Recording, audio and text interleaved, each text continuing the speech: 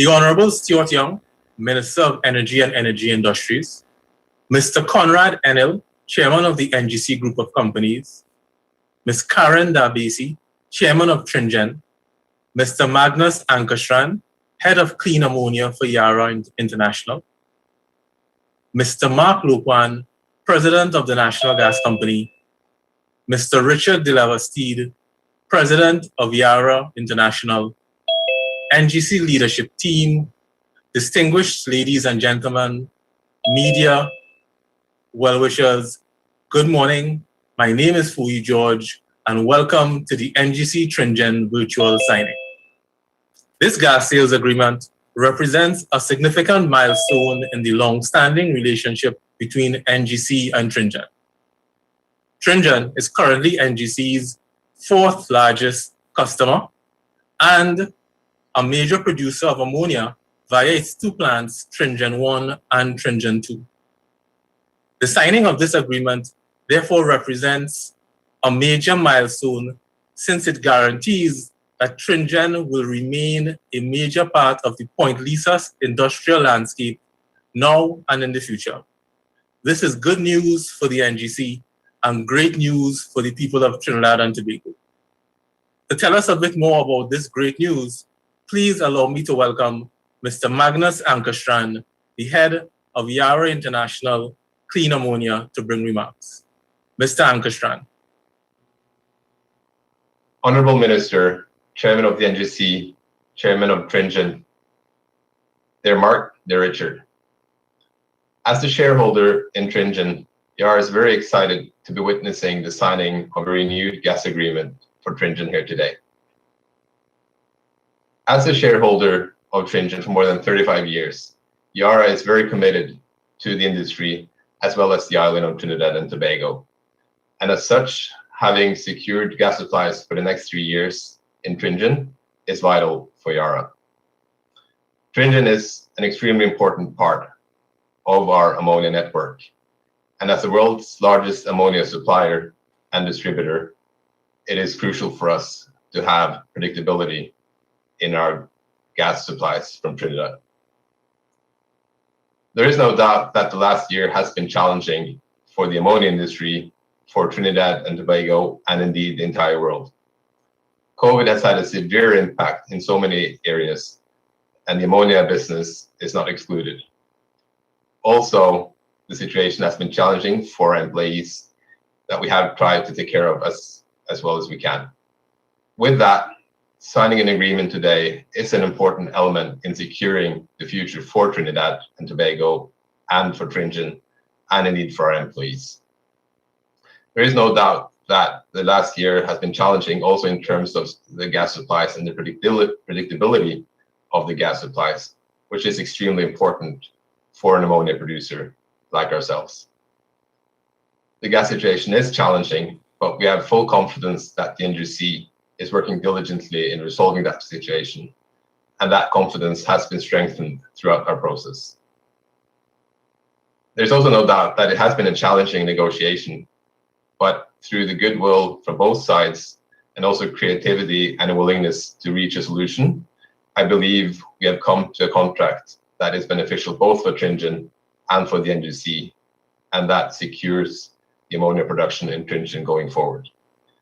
And with that, I want to extend my gratitude to Mark for his goodwill and stamina in the process, and I look forward to a good collaboration going forward. Thank you very much, Mr. Magnus Ankerstrand, for those remarks. Let me now welcome Mr. Mark Loquan, President of NGC, to also bring remarks. Handing over to Mr. Mark Loquan. Good day, everyone. I hope everyone is safe. This is indeed an auspicious occasion after quite a long and difficult road for a lot of people on this call. I would like to keep my points brief and really have the speeches by the chairman and the minister. My role here, however, is to thank the teams involved. But before I do that, I just would like to contextualize that the significance of the signings of these agreements have taken place from discussions which emanated from 2018. It is now 2021.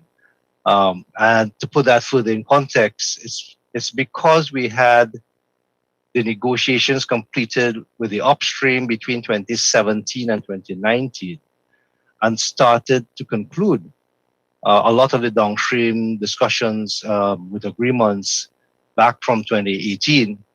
This is where the Yara and Tringen agreements discussions had started back in 2018.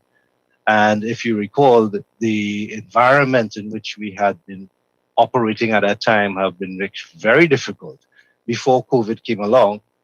And during COVID, there have been major impacts as a result of changes in the industrial demand and the global energy landscape, which made the discussions even that more difficult. In fact, back in December 2019, one will recall the Yara plant also being shut down after a decision by Yara that was taken at that time. And there were very challenging circumstances in which the teams have had to negotiate.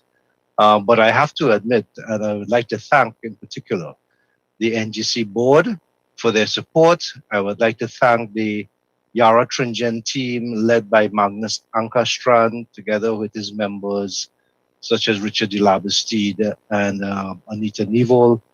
And of course, I would certainly like to extend the sincere gratitude to our hardworking team at NGC, with the commercial led by Loquan and the legal side led by Edmund Subrian and his team.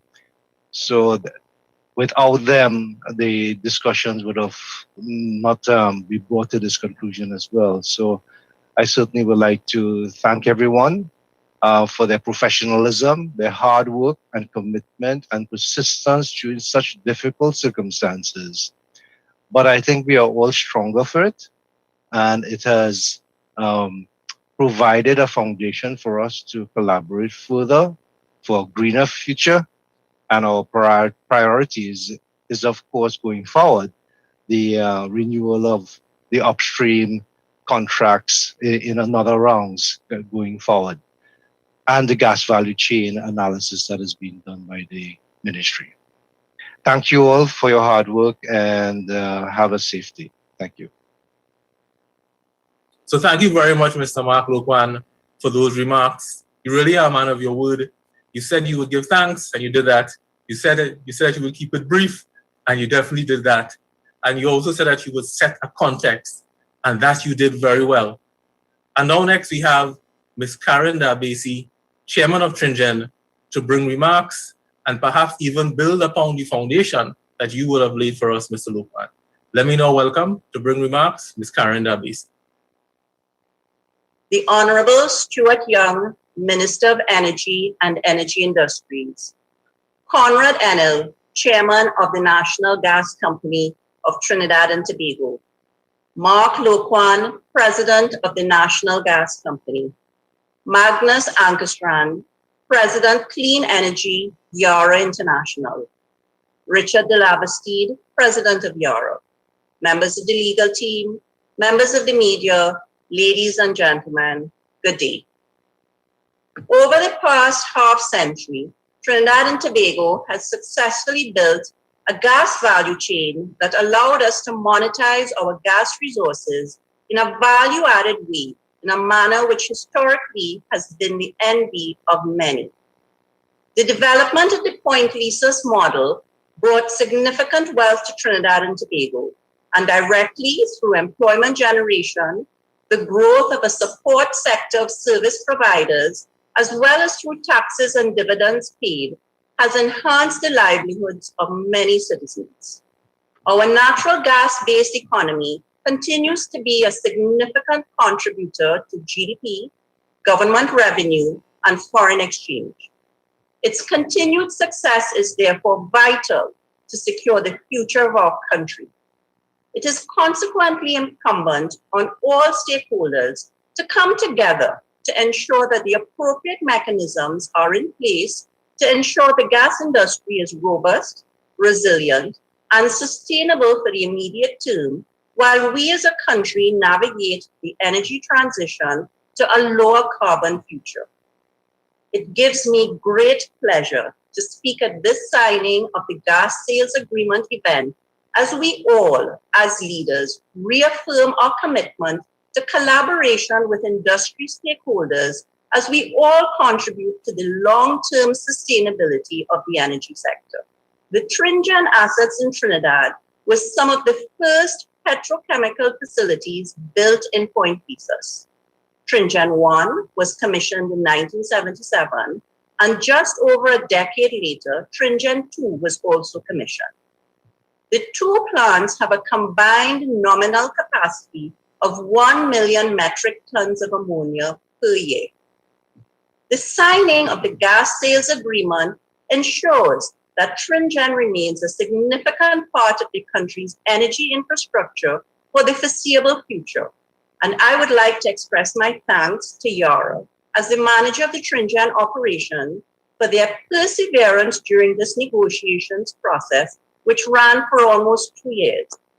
It would be remiss of me to not recognize both Yara and NGC for conducting these difficult negotiations in a disciplined and professional manner.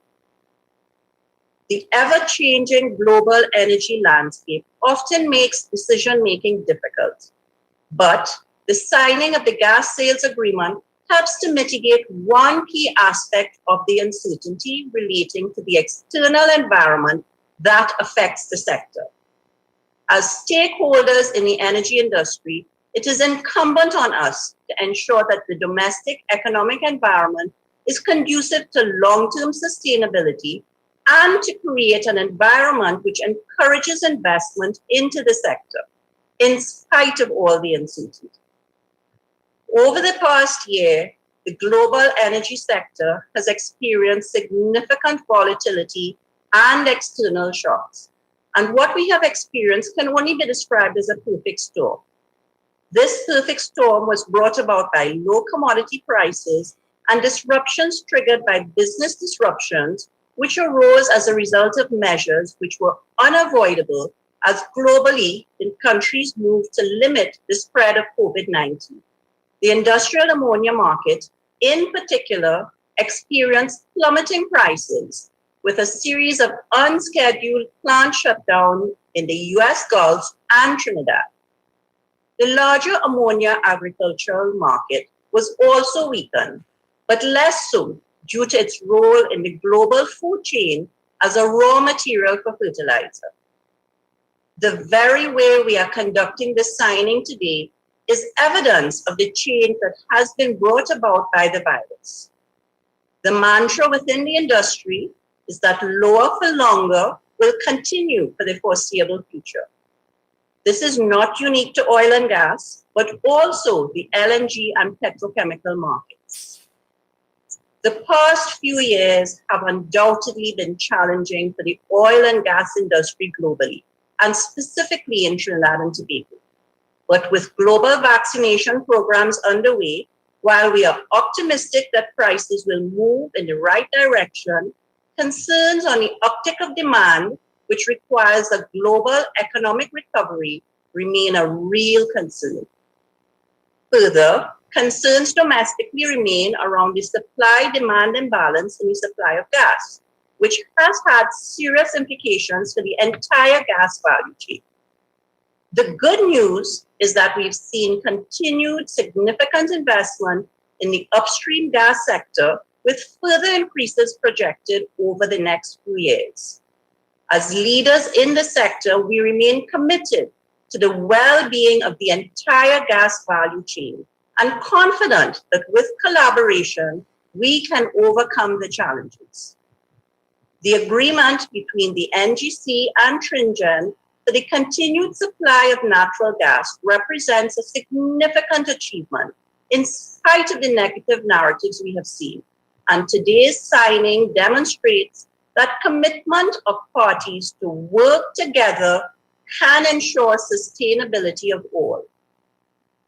Ammonia will continue to play a large role in the global energy and food sectors, and significant research has been done into the role it can play in the energy transition in the power and transport sectors.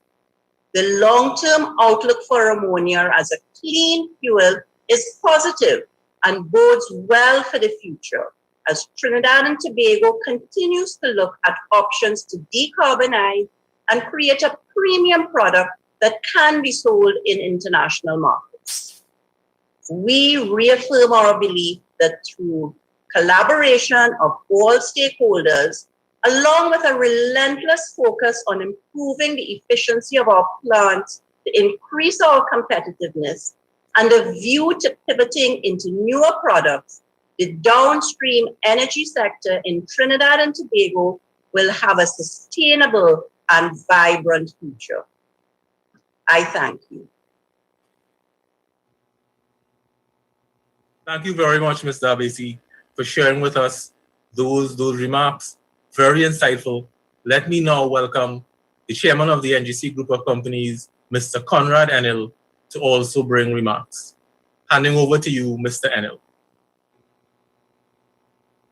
The Honorable Stuart Young, Minister of Energy and Energy Industries, Ms. Karen Darbasie, Chairman of Tringen, the President of Clean Ammonia Yara International, Mr. Magnus Ankerstrand, President of the National Gas Company of Trinidad and Tobago, Mr. Mark Loquan, distinguished ladies and gentlemen, members of the media.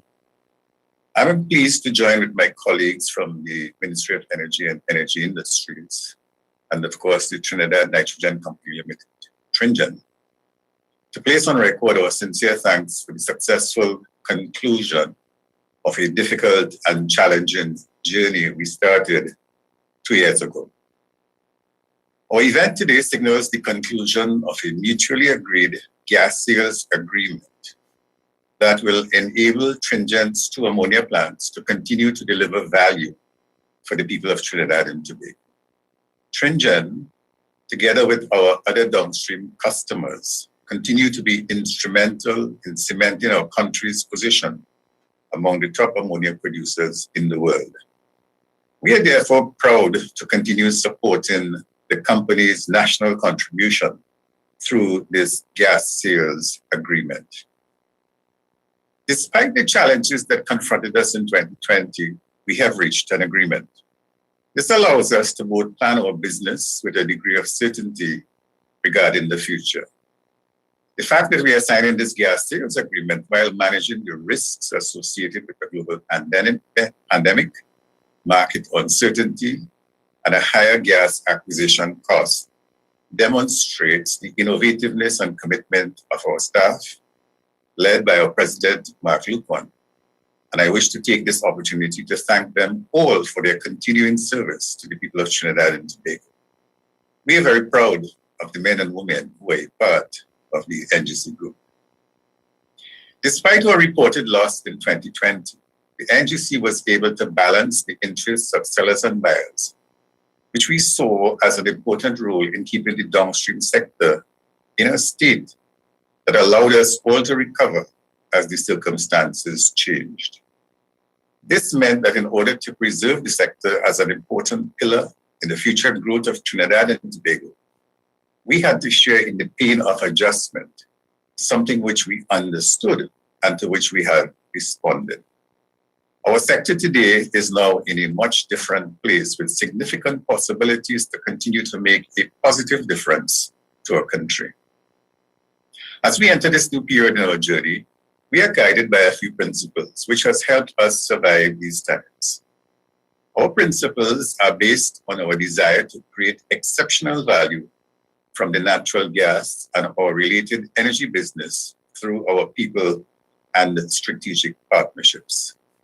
One of our objectives over the last 2 years in a hostile global economic energy market has been ensuring the sustainability of the domestic industry. Today, we believe that we have been at least able to hold the sector together as we continue to manage our numerous challenges. I therefore wish to acknowledge and salute the team at Tringen, guided by Chairman Darbasie, who created the context for us to report success today. As a company, we have noted changes that we must respond to in order to continue to add value in the new global energy market.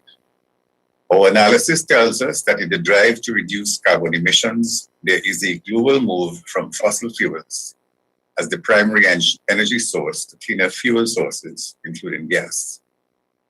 In preparing for this future, there are changes that we must embrace. We must now move from being production-driven to market-driven, from fossil fuel energy to a focus on clean energy, renewables, and energy efficiency, and from increased levels of greenhouse gas emissions to a future carbon-neutral world. The NGC began its journey in 1975 as a pipeline company, and over time has changed its role as it reviewed the global energy market and adjusted its business to compete and remain relevant to the needs of its founders. Today, as we continue the examination of our purpose and our relevance, we intend to transition to become an integrated international energy company. We believe our future sustainability is going to be achieved as we pursue the objective of being an integrated player across the natural gas value chain while aggressively pursuing the green energy agenda. We propose very shortly to provide our Energy Minister, the Honorable Stuart Young, with our integrated plan to achieve sustainability, which we believe is consistent with the overall policy position of the Government of Trinidad and Tobago. Once again, our thanks to all those who have played a role in getting us here, and to all others, you can be proud of the work of the men and women of this group who are looking at our energy future. In closing, I wish on behalf of our board of directors and of all our staff to commit to the people of Trinidad and Tobago that we will continue to work to ensure that the future that we create is one that we can all be proud of. Thank you so very much. Mr. Enill, thank you so very much for sharing with us your thoughts. I would have had a chance as I listened to you to hear about the challenges over the last 2 years to get an agreement, to hear about the whole issue of sustainability, and of course, to hear about an integrated energy model, which is very good news, not just for us, but for the people of Trinidad and Tobago. Let me now welcome to bring a feature address, the Honorable Minister of Energy and Energy Industries, the Honorable Stuart Young. Handing over to you, Honorable Minister Young. Thank you very much, MC.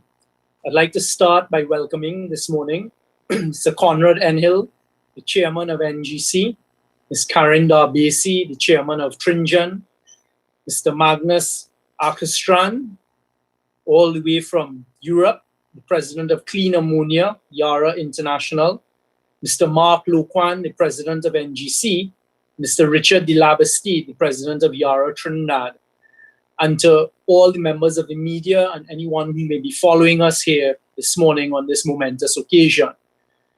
This is my first address to the public as a Minister of Energy and Energy Industries, and it would be remiss of me if I didn't start by thanking the former Minister of Energy, my good friend, close associate and colleague, and someone I learned a lot from, Minister Franklin Khan. Minister Khan and myself worked alongside those of you in the room who are in the energy industry over the past few years, and I'm glad to see that his hard work and dedication has come to yet another momentous occasion in the continuation of the energy industry in Trinidad and Tobago. I'd like to thank all of you all, especially Yara Trinidad and Yara International, for working with us over the last few decades and recently through very difficult times, for showing your commitment to continuation of Trinidad and Tobago being one of your assets in the global portfolio for Yara.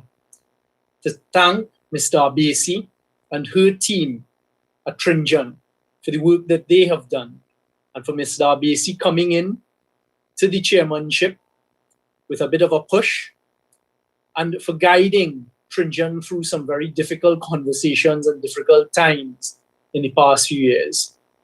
To Chairman Conrad Enill, no stranger to the energy industry, and playing this role that we really appreciate as the chairman of the NGC and the NGC group, and guiding the board of NGC as we go through very difficult and turbulent times in the energy sector, to Mark Loquan and his team, who I've worked very closely with over the last 5 years, and in particular now in my new role as Minister of Energy, who I look forward to working on a more hands-on, day-by-day relationship as we continue to use NGC to guide the energy sector, the gas sector in Trinidad and Tobago, to derive maximum benefit for our shareholders, the people and the citizens of Trinidad and Tobago.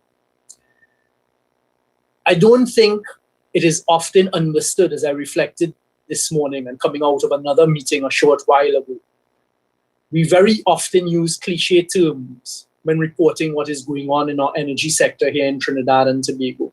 I'd just like to briefly put certain things into context. Very often we talk about being part of the global energy commodity sector. And very often I think when I read certain views in the newspapers and elsewhere, we in Trinidad and Tobago don't really appreciate what we mean by being part of the global sector. Let's use ammonia as an example. And Mark and Conrad would bear me out on this one. Not too long ago, in fact, Magnus, you would recall, I would say in the last 24 months to 36 months, we faced global commodity prices for ammonia hovering around the 200 mark. It dipped below the 200 mark, was hovering around the 250 mark. Today, and for the last month or so, a little more than that, ammonia prices globally have been around $500 US. This is significant, and it brings into context the cyclical nature of the commodity. Trinidad and Tobago is a maturing gas province, and this is something we, the government of Trinidad and Tobago, are very conscious of. And that is why today is such an important occasion, and that is why it was important for me to use this opportunity as a citizen of Trinidad and Tobago to thank all of you for your continuing efforts to continue keeping the gas industry alive and continue to have us as a global player in a very changing globe in gas and the byproducts of gas, including ammonia. Magnus, you all would have faced globally the last year, as the rest of us did, in a global pandemic, and seen certain movements with your ammonia products that you would not have predicted, because no one predicted COVID-19 and the effects it would have, in particular, on your sector. So that is why it's important for us to thank you and to thank Yara for your continued relationship as you all partner now as a major shareholder, 49%, in Tringen, along with Enill on behalf of the people of Trinidad and Tobago. And as NGC has found a way with you all through very, very innovative and creative means. I remember when Mark and his team presented to me a short while ago on some of the thoughts as to how we could solve and get into a longer-term gas sales contract with Tringen. I asked, well, where did this come from? And the word I used was innovative.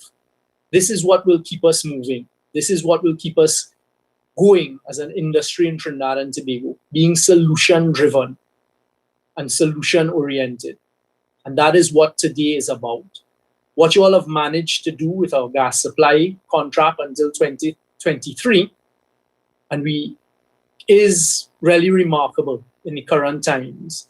And I give all of the persons in the industry the government's commitment that we are continuing to work full pace ahead to continue our gas industry in Trinidad and Tobago. I have directed in the last couple of weeks in a meeting with the NGC that we begin the negotiations with our upstreamers, and we will be pushing to get as long-term contracts as we can to continue the future of the gas industry in Trinidad and Tobago. Whilst they're dwindling resources, there's a lot of hope on the horizon, a lot of very interesting projects, upstream projects, that we are having conversations on, and I want to move it very quickly to what you talked about, Yara, certainty. because we understand that to continue investing tens of millions of US dollars in Trinidad and Tobago, what we need is certainty of supply of gas. And that is certainly one of the pillars of government's focus in the coming months as we continue to have discussions with the major upstreamers in Trinidad and Tobago. Of course, there always is the promise of gas outside of Trinidad and Tobago in nearby territorial waters as the globe continues to change on a daily basis.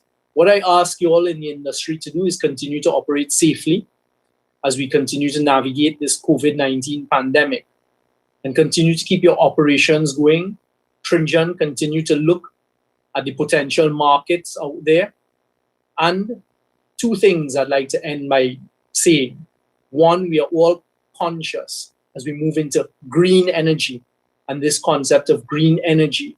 There will need to be decisions taken. There will need to be capital spent to keep Trinidad and Tobago current in the global market. And we have opportunities because our plants are already amortized and practically paid for, whereas others getting into the industry now have to incur the expenses. Let us use whatever competitive advantages we have to take the industry forward. I'd also like, it would be remiss of me not to touch on this point as I conclude.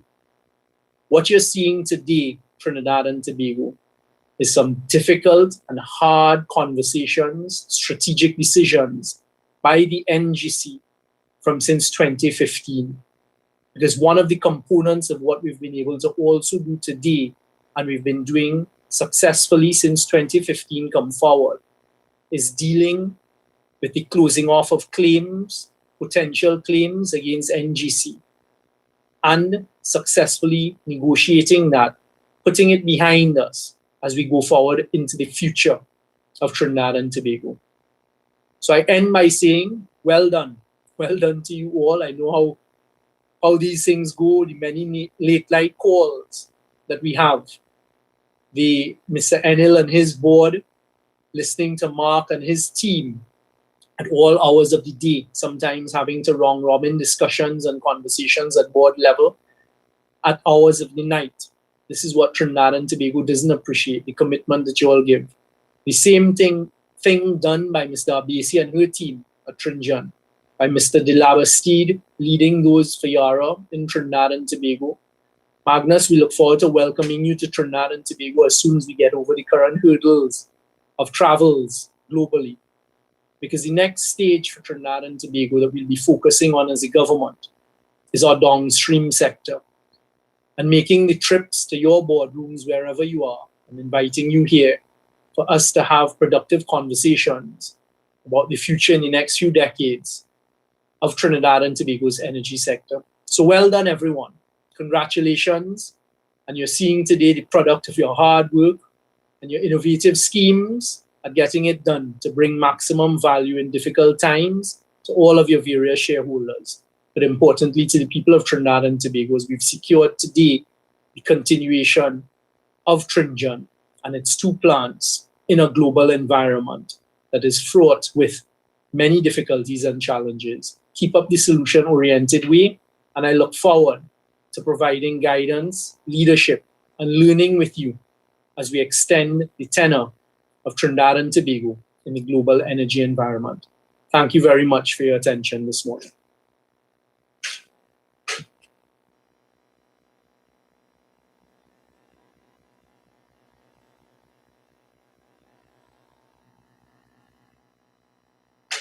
MC, over to you.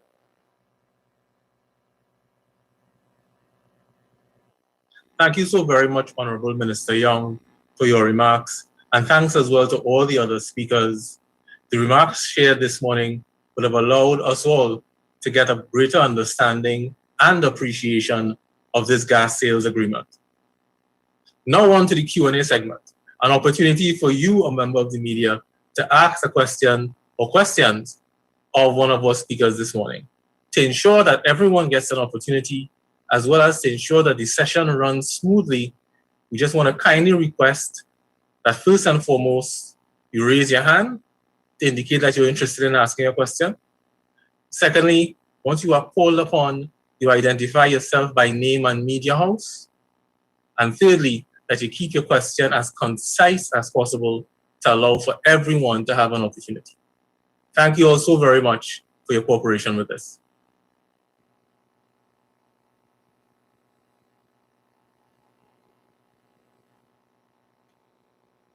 So hi everyone, the Q&A segment is now open. Kindly requesting that you just raise your hand and I will call upon you to ask your question. So looking for that first raised hand.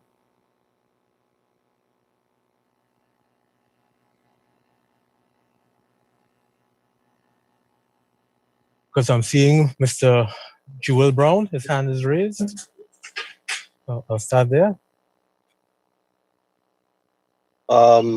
Just wondering, to anyone who can answer, one of the things that was clear this morning is the issue of the transitioning the energy sector globally, and certainly in Trinidad and Tobago in the context of renewables, new energy, that kind of thing.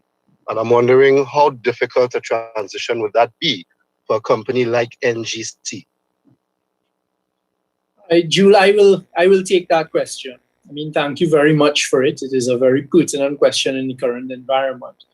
NGC has been around from the inception of us commercializing gas in Trinidad and Tobago, and it's certainly the government's intention to continue to use NGC going forward into the future to derive value for the people of Trinidad and Tobago. But as has to happen in all environments, and in particular in the global energy sector, we have to be nimble on our feet. You would have heard the chairman mention it, as well as the president, Mr. Loquan, mention it. Right now, NGC is looking at many other potential opportunities, I'll put it that way, not only here in Trinidad and Tobago, but also globally. So you can be rest assured that we will continue to press and to push and to ensure that we continue to secure the future for energy sector for people of Trinidad and Tobago. And NGC certainly will be one of the platforms and one of the vehicles for us to do that. As a follow-up, in the context of NGC, of course, there would have been, apart from the announcements today, obviously, could you, Minister, give a sense of the overall state of play with regard to the issue of gas supply to the plants at Point Lisas, and also an update on some of the negotiations you hadn't been involved in, including the issue of the Dragon field? All right. I think right now we are quite stable on the estate. I mean, as you all know, Trinidad and Tobago's gas supply goes two ways, one to the LNG, Atlantic LNG, and then the rest through NGC to our petchem sector. And we have faced some difficulty, I would say, in the last 9 to 12 months with upstream supply that has been plateauing off. We continue at the ministry level to be driving conversations with our major upstreamers to secure supply going forward into the future. But right now, through the hard work of some of the people in this room, what you've seen over the past few months, if you all are following it closely, is a certain level of stabilization. You're also seeing some good news, for example, from BHP with some recent announcements of deep water gas.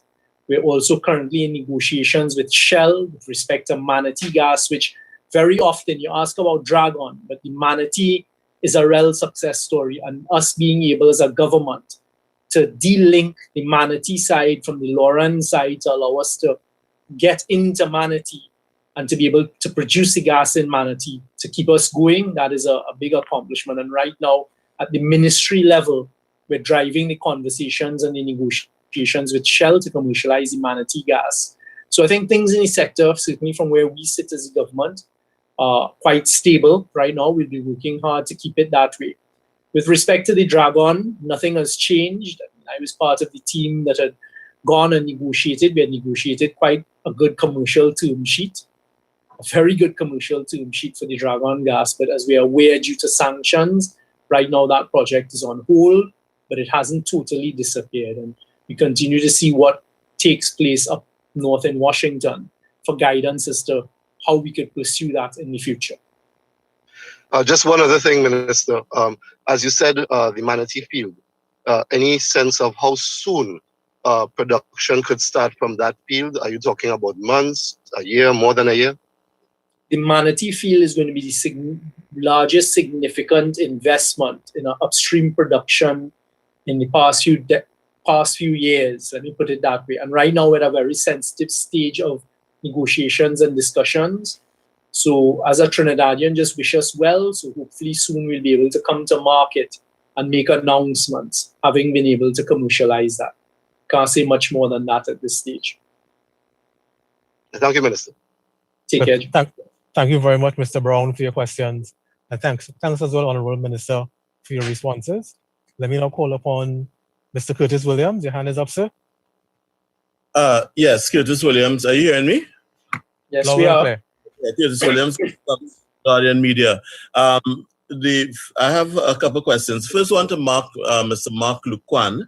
Can you give us specifically what has been the DCQs on average for 2021 that you've been able to provide to the downstream petrochemical companies? And secondly, the minister talked about some of the gas going to petrochemicals while others going to LNG. What is the state of Train 1? Is Train 1 going to be restarted, or is the gas? And if that is restarted, what is going to be the impact on the DCQs going down the road? And the final question I have is from Mr. Magnus. I hope I have the name correct. The Yara plant that was shut down, do you expect that to be restarted at all? And is there a possibility for perhaps green ammonia to make that restart viable, or if you're just going to get rid of the plant altogether? All right, let me start by, first of all, dealing with the Train 1 question. Right now, the government is in some very sensitive negotiations and discussions with the shareholders of Atlantic as we look forward to the future of what Atlantic looks like. You would be aware that the whole global scheme, including LNG, is a very vibrant one and a changing one. So, for example, this morning, one of the first things I looked at is current Russian investments in the Arctic and the construction of further trains to deal with LNG. All of these types of things change the global LNG market. And so these are some of the things that we're looking at. Trinidad and Tobago continues to be very competitive in the LNG environment. And as I said, we are currently continuing discussions with the other shareholders with respect to the future of Atlantic. Work has been done at Train 1, but as we look forward at the future of Atlantic, one of the conversations obviously taking place is, are we going to be a 4-train Atlantic going forward, or are we going to be a 3-chain Atlantic going forward? Is there potential gas down the line that we may even add another train when that gas comes to market? So these are some of the types of conversations taking place, and at the appropriate time, we'll be able to say more. I'll leave the rest to Mark and to Magnus.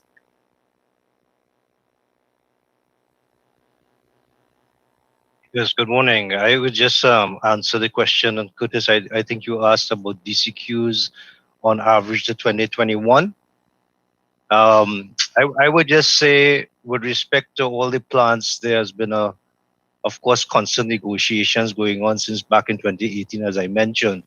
And there's different levels of DCQs depending on the state of supply. So I would say, with respect to DCQ on the contractual obligations, NGC has been meeting all the daily contractual commitments to its contracts, and that we will continue to do in 2021. So I'm sorry I'm not giving you a specific answer to the question, but I would say that all the DCQ and the aggregate amount is being met by the obligations are being met by NGC. Yeah, In fact, sorry, I was just going to say, Magnus, in fact, I would even add that over the last couple of years, it has turned out that, when we're presenting to the Point Leases Energy Association, we're also presenting a picture of gas volumes and the inability to use some of the volumes in some of the plants, given there have been either unplanned outages or reductions and so on. And that has been a consistent message also to the point leases group, where we can actually derive additional value as well by trying to have, as you say, the plants efficient and reliable, which is on the downstream side. Thank you. Thank you. And then to answer the question about the Yara plant, it is not within our plans to restart that plant as it was with and operated. It was the smallest plant, I think, I believe in Trinidad, certainly one of the smallest in our portfolio, and also a very, very old plant. So as also the off-taker of the ammonia, our attention and focus is now on Tringen. To answer the other question, when it comes to green ammonia, renewable or clean ammonia in different sorts, I think that's something that we're looking at with great interest, and obviously also looking into what of the infrastructure that we have in the Tringen and the Yara facility there can be utilized for that. And that's of course one of the benefits of ammonia as a carrier for clean energy, is that you can reutilize existing infrastructure as well. And of course you need to look at ways of changing the hydrogen production and the steam methane reformers. Those are questions that we're definitely looking into, and I think Trinidad is in our portfolio when it comes to looking at those projects. So when it comes to the key side, the tanks, utilities, that's certainly something we hope that we can utilize in the future. Thank you very much, gentlemen, for your responses. Much appreciated. Let me also take the opportunity just to make a correction to my opening earlier when I mentioned Mr. Richard de Lavastide. He is the president of Yara Trinidad Limited. Just that correction. Good. Now moving on with the questions. The next person we have up is Mr. Ryan Davis. Mr. Davis, your questions, please. Hi, good day to the panel, to the Honorable Minister Ryan Hamilton Davis, Trinidad Newsday. I wanted to take a look. Well, obviously, last year the entire shock coming from COVID-19, it resulted in a lot of problems for a lot of businesses, especially in the energy sector. This year, having now gone into a new set of stay-at-home measures, one would beg the question, especially when it comes to competitiveness, how much of government's ability to manage COVID-19, how much of that plays a part in the competitiveness of Trinidad's gas industry, oil and gas industry. I would like the minister, if you could speak on Thanks, that Ryan. for a moment. Thanks, Ryan. I mean, good question. Yeah. And it kind of ties back into what I was saying in my address a short while ago. There are two aspects of that, right? One is the global side, because understand all of the output from all of these, whether it be LNG, ammonia, urea, methanol, etc. Those are going to global markets. So that's the first part that, of course, government has no control over whatsoever. Fortunately, we have partners such as Yara, as you heard, who are the largest ammonia producer. So you look to those entities really doing the balancing, but everyone was affected initially when COVID swept the world and became a pandemic. So you had commodity prices changing, you had less demand for commodity. I mean, something as simple I always use is aviation fuel. All right, aviation fuel has suffered drastically over the last year or so due to consumption. So these are just some of the global effects. From a Trinidad perspective, at the government level, we made it a priority from word go. We never shut down the energy sector. In fact, in my previous role as Minister of National Security, is an area that I focused very heavily on COVID management from the word go on the instructions of the Prime Minister. And I think we got it done quite successfully. Both petchem, which are all on land, as you're aware, they were always allowed to go to work. and to get done what had to be done. From day one, I remember one of the first weekends in our COVID management, meeting now on the upstream, which is offshore, and meeting with all of the upstream CEOs and having conversations with them with respect to quarantine. Because of course we managed our borders from day one and we didn't just allow free flow. So working with the upstreamers, the drill ships that were coming in, making sure persons were quarantined, insisting that they're quarantining their workers who are coming from abroad before coming to Trinidad, going through the testing. As soon as they land in Trinidad, facilitating them going across the tarmac, being in a holding bay, and then being flown offshore so they didn't interact with the population. And I am happy to say that at every level in our energy sector, from upstream to midstream to downstream, we kept it flowing, and that is because of the commitment of the government, but also the commitment of all of the players in the industry. So I don't think we ever broke stride, even recently where we've been having some outbreaks on some of our offshore rigs, etc., continue to work. So at my level, working with the various personnel of the BPs, the Shells, the Perencos, etc., to make sure that things keep going.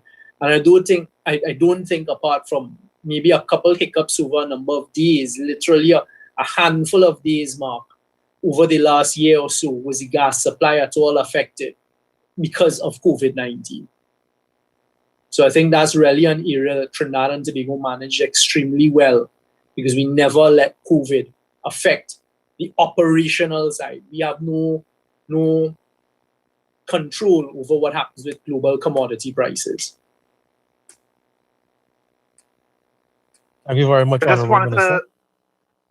wanted to follow up on that. No, actually, I just wanted to move on to another question. I don't think I understood Mr. Ankerstrand's response to my colleague's question about Yara plants and so on. Is it that the plants in Point Fortin now that are not in operation, I'm not sure if it's clear that they're going to be shut down or if they're going to be repurposed, or what is it? What was the plan for these plants? Yeah, so to revert to that, the old Yara plant that was closed down a few years ago, and that remains closed, and we have no plans to reopen that plant. What I was referring to is that we do look into different opportunities for producing clean ammonia, which is of course at its infancy and still development projects, and for that we may at least in an initial stage use some of the infrastructure, whether that's at the old Yara plant or Tringen for that matter. Those are early discussions still, but a full restart of the Yara plant is not in our plans. Thanks. If I may just add there, Ryan, what I think has been missed, I haven't seen it properly reported, and through no fault of anyone, is understand the age of the infrastructure. The Yara plant was one of the first plants built on the estate. And I think if I remember correctly, it is over 3 decades old, it's over 30 years old, and it has just outlived its natural usefulness. Also, if you follow what's going on globally, there is now this global push to have green energy and to retrofit a plant like that to be able to meet the standards, the global standards that are required for what we call green energy. It just is not cost effective at all. So as Magnus said, the plant was closed down 2 years ago. It remains as part of an infrastructure, but there's no plans on the part of Yara to restart it. And that is not a reflection of Trinidad and Tobago. That's a reflection of the global reality and the age of the infrastructure. Thank you very much, Yes, Minister. I just wanted to jump once more again. Just going back to the core issue of Trinidad's energy sector. Well, if we were to listen to the late great Minister Khan, we would know that we have gas. We have deals coming in for work coming in up to 2025.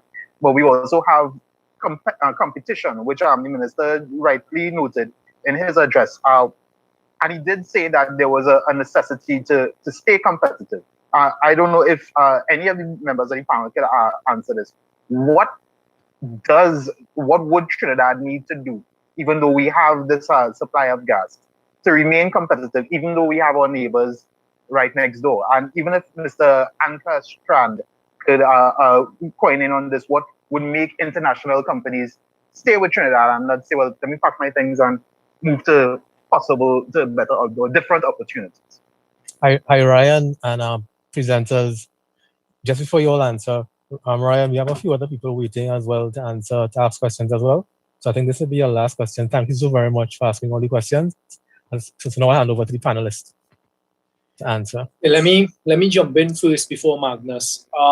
That is one of the issues we're looking at as the government. You would have heard mention here this morning that we're doing a gas value chain analysis. And in fact, the meeting I was in just before here was looking at how to keep Trinidad and Tobago competitive on the LNG side. There are a number of different factors you have to look at. Trinidad and Tobago has a lot of expertise. We have a lot of plants that have been put down, but we're moving into a new dimension. I come back to this whole green energy scenario and moving away from fossil fuels, etc. What needs to be done to plants? Does it make sense, etc.? You're competing now with, of course, shale gas from the US. As I said, if you go and research, you'll see what is taking place in the Arctic with Russia and all across the world as this type of thing. So the government right now is looking very directly at that. We're in conversations. The gas value chain exercise includes speaking to all of the stakeholders in Trinidad and Tobago. Yarrow would be part of that. Tringen would be part of that, to understand from each stakeholder what it is that they see as being necessary. But then also, I'll use this point to plug that one of our jobs, certainly I see as the minister representing the government, is we need to find a balance, because in that we also need to balance what is best for the people of Trinidad and Tobago. And you find every stakeholder, through no fault of their own, they're looking to maximize their own agenda and what it is they think they need, etc. And part of the challenge of the government is you have to put all of that into a basket and come up with what really keeps the sector going and deriving the benefit to the people of Trinidad and Tobago. And I feel really strongly about that part. Magnus, I don't know if you want to add from a global, the largest ammonia producer in the world perspective. Yeah, no, not that much to add. I think, what is vital for us is, of course, that the gas supplies are stable. That's essential. If you have a plant, you want to run it 100%. And ammonia plants are not particularly fond of being stopped and started again because of changes to the gas supply. So I think that is the most probably significant part. And of course, competitiveness of pricing on the gas is important too. But of course, gas prices go up and down globally. Differentials go up and down, and ammonia prices go up and down as well. So I think, to pick out one thing which is important in the long term, and the ammonia business is really a long-term business, it's security of supply. Thank you also very much for answering the questions. Now moving on to Mr. Anthony Wilson. You've been waiting for quite a while, Mr. Wilson. Thank you very much for your patience. Anthony, your mic. Don't put his mic on.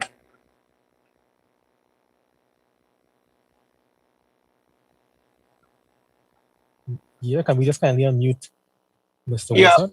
Yeah. Hi, hearing me now? Yes, we are. Loud and clear. Okay, so I have a couple of questions.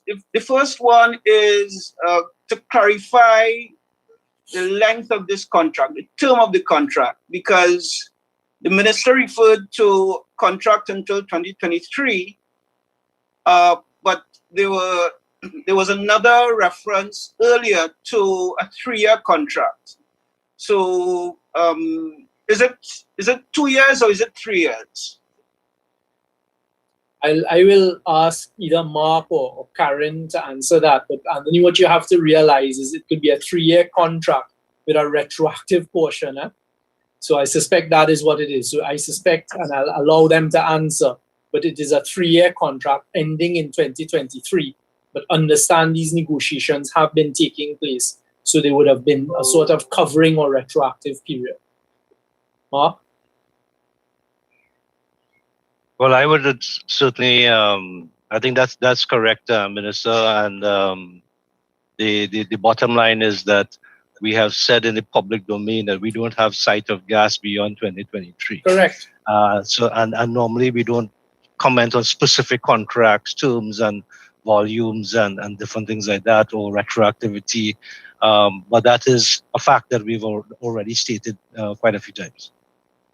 Thanks, Okay, Mark. so the follow-up question is, for NGC, are 3-year contracts the new norm, given what the president just said?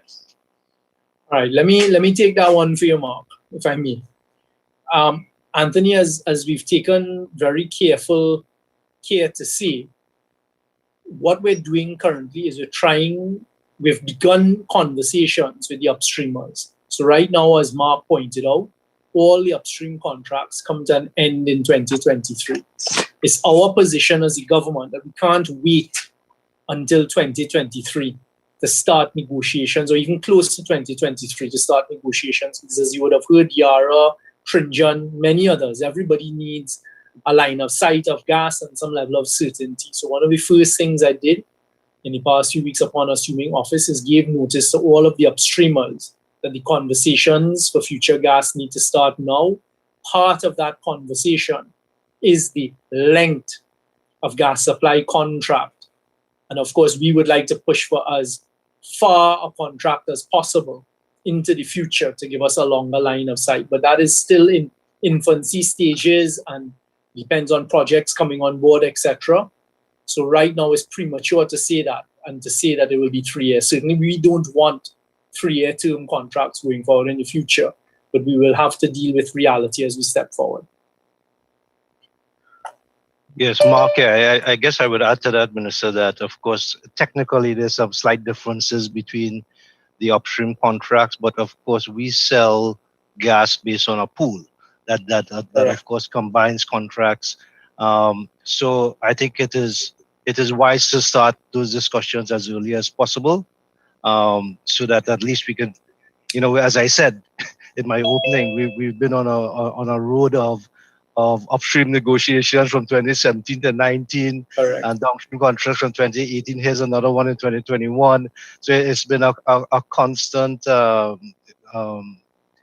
would say, activity level in the NGC to deal with. But it's right. We need to renegotiate in that kind of way. And the answer is as long as we can get it, right? Because I think we recognize that for the downstream, obviously they have investments in turnarounds, and a turnaround cycle is 4 years, approximately on average. So you really need to, at least for someone to make investments in turnarounds, depending on what year that investment falls in, you need to extend it beyond that as best as you can. And that will be the aim. Thank you.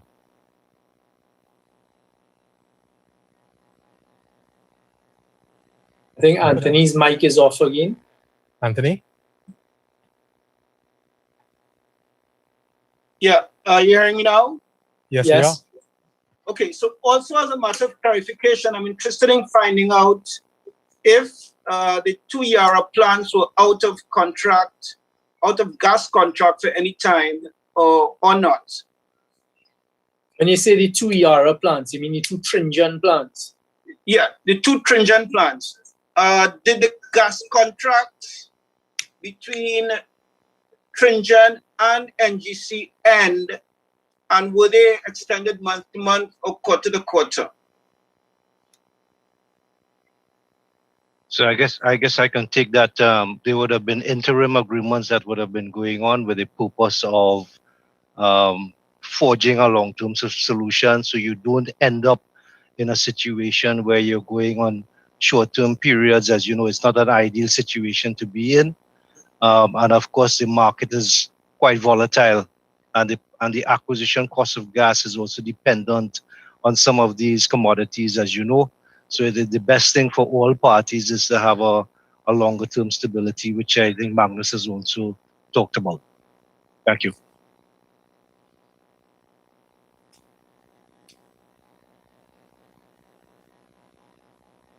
Any more questions for us, Anthony? Or we good there on I your think side? Anthony had his hand up for one last one. Yeah, Anthony, a last one? Your mic again, Anthony. Has the formula for the gas price that Tringen is enjoying now changed in any way? And is there a difference in the price of gas to ammonia as opposed to methanol?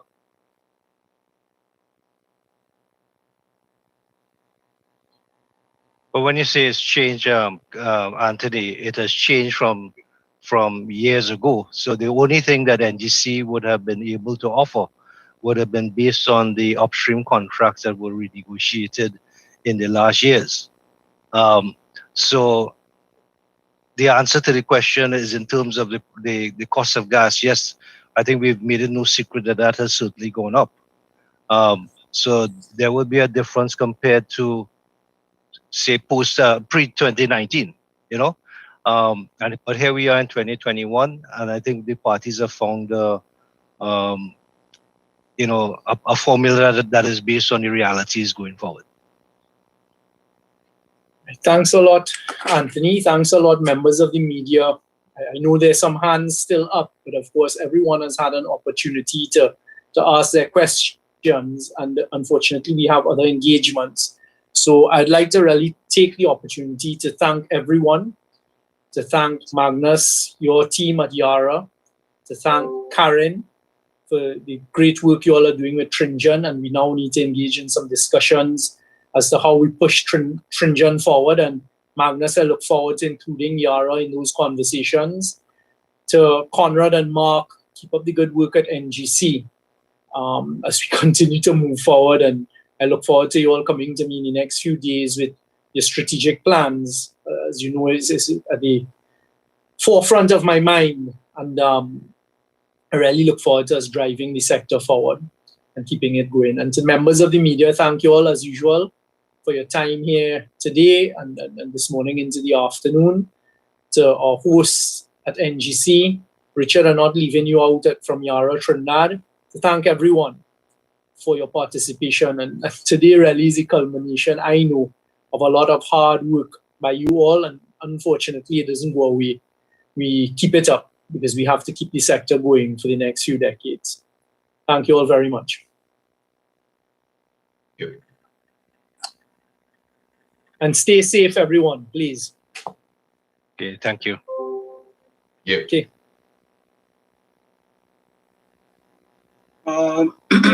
Can you all send photographs, please? What you want photographs of, Anthony? Of anything to illustrate the story. No problem. I'm sure NGC will do so. Take care. Yes, thank you very much. Bye-bye, everyone. Bye.